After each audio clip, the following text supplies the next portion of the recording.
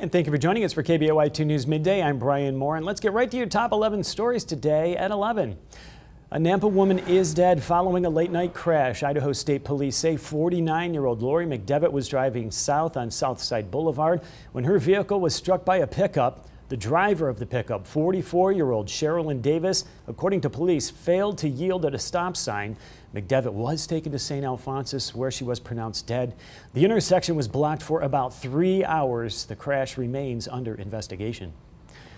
Canyon County deputies believe a 22-year-old man has drowned trying to swim across the Snake River. The search for his body was called off at dark. Hawaii and Canyon County had crews searching the river yesterday. They were using boats and then checking out the shorelines with ATVs. That search was resumed this morning at sunrise.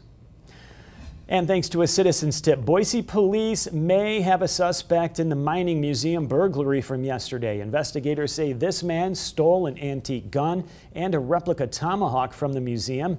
BPD says no one is in custody at this time. Officers are investigating, making an effort to contact the man who may be the theft suspect in the video.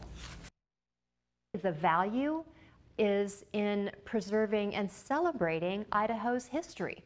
So this is a theft, most certainly, but this is really a crime that victimizes anyone who goes into that museum. This is really a crime victimizing this entire community.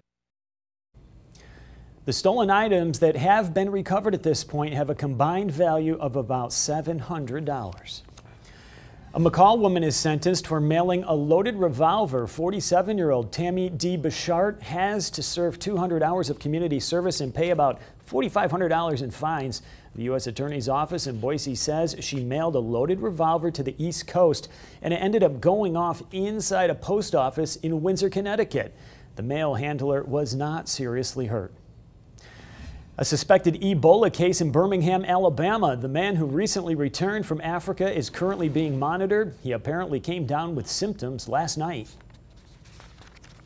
Often they may have something else, another disease, could be malaria or hepatitis or gastroenteritis, so many other things, but he's currently undergoing the appropriate tests now. The test results should be available today. 2 of the man's family members are currently quarantined at home. And a Nampa woman is facing misdemeanor animal cruelty charges. She's accused of leaving dozens of cats in a hot car. 8 of those cats died. Yesterday, we went to Ashley Leptich's home, but her landlord told KBOI 2 News that she had been evicted last week. And that's why police say the cats were in that car.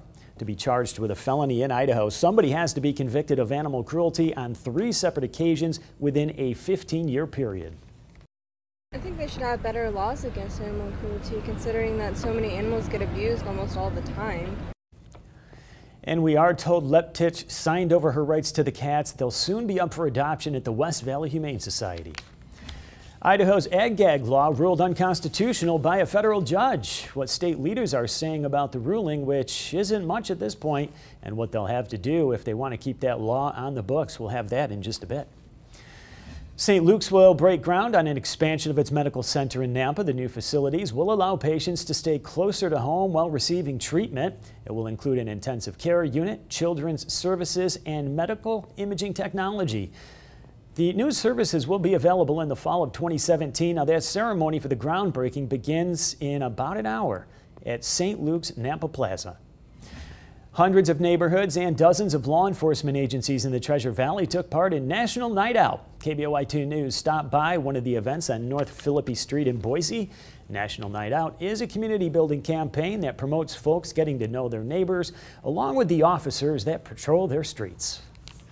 These kinds of events actually kind of help facilitate the communication that can help keep crime down, and that's why we value them, because in order to keep crime down, it's not really what the police department does. It's more about the relationships we have with people that report the crime or notice the crime or know what to look for when it comes to crime. Officers tell us 43 events were planned in Boise last night, but surrounding agencies held events all over the valley. And if you're traveling on Warm Springs Avenue, expect some delays. Crews will begin milling the street today. The street will have lane restrictions from Broadway Avenue to Starcrest Drive. Flaggers will help guide motorists through the construction zone. The work is set to be completed around August 25th.